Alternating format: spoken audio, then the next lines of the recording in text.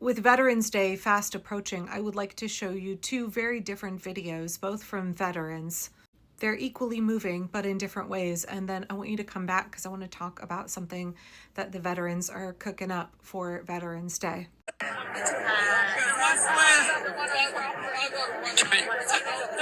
I'm not the only one. 20 years in the Navy. I never saw a CC today. I fought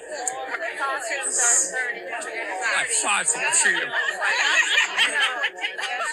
For somebody like Trump to come and take it away. I'm not a good speaker.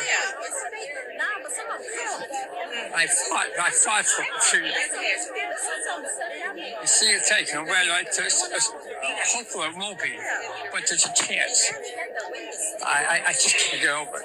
I'm not the only one to spend days, months, minutes fighting for what we believe in, to keep this country free and clear.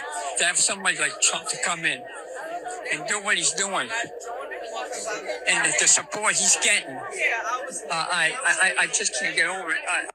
We've heard so many stories from veterans who have sacrificed so much to protect our Constitution, to protect our liberty, who are absolutely heartbroken over what the Trump regime is doing. The amount of disdain that Donald Trump has for veterans is well known. He has mocked and ridiculed veterans for a long time. Don't forget, The Atlantic reported back in 2020 that Donald Trump had called American Marines killed in active duty losers and suckers. And back in 2017, Donald Trump had visited Arlington with his then Secretary of Homeland Security, General John Kelly. Wow, what a huge difference between who was running Homeland Security then and now. John Kelly's son, Robert, was a Marine Corps officer who died after stepping on a landmine in Afghanistan and was buried at Arlington. Trump and General Kelly were supposed to be there paying their respects to fallen soldiers when Donald Trump said, "I don't get it. What's in it for them?" Of soldiers who received the Congressional Medal of Honor, Donald Trump said they're either in very bad shape because they've been hit so many times by bullets or they're dead. Trump and his regime have consistently been attacking the VA since he came back into office. Trump is currently trying to withhold SNAP benefits from our veterans.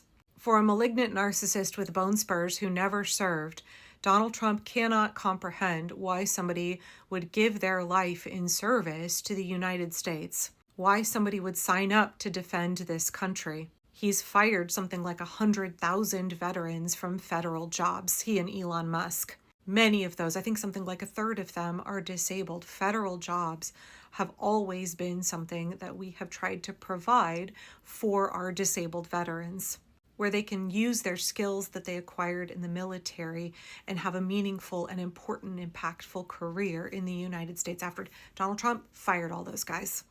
The tremendous amount of disrespect and disdain that Donald Trump has for veterans, it baffles me how any of them have voted for him. But we do see veterans all around the country who continually rise up. There have been multiple veterans protests. Look no further than Christopher Goldsmith and Jolly Good Ginger on social media if you want to hear ways that veterans are organizing and marching. Now let me show you another and very different clip of a veteran, and then let's come back and talk about the ways that we can help support our veterans as they are continuing to stand up and advocate for this country, for our freedoms, our rights, because they have something planned for the 11th of November.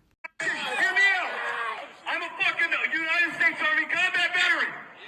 I did not spend time away from my fucking family for the bullshit that's going on in this fucking country.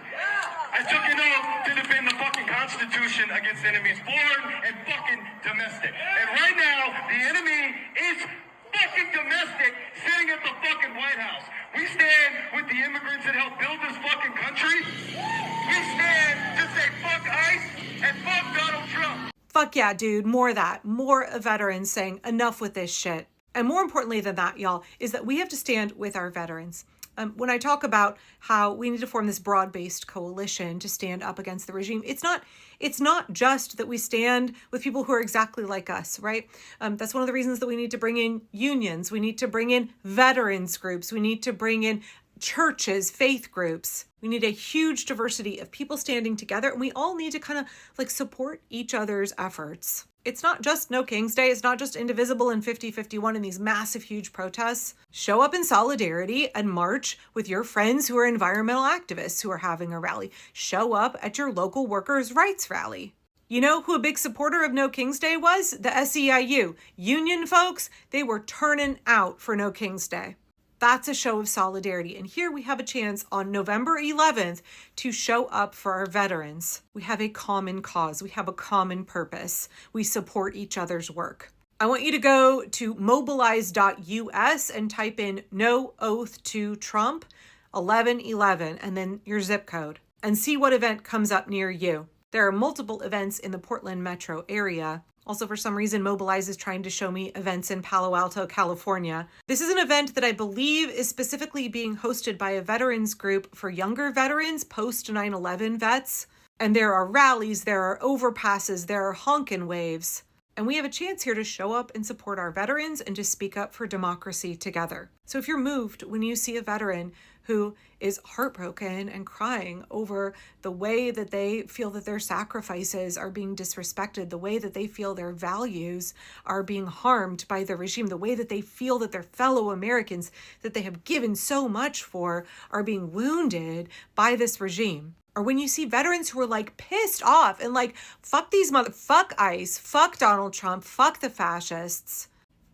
Let that sadness, let that rage, let either of those motivate you to act. Yeah, I know it's a weekday. I know it, y'all. A lot of these are in the afternoon, right as work is getting off, 3 or 4:30. See if you can show up. See if you can turn out for an hour even and support your veterans on Veterans Day as they are making a stand for you and your children and our country.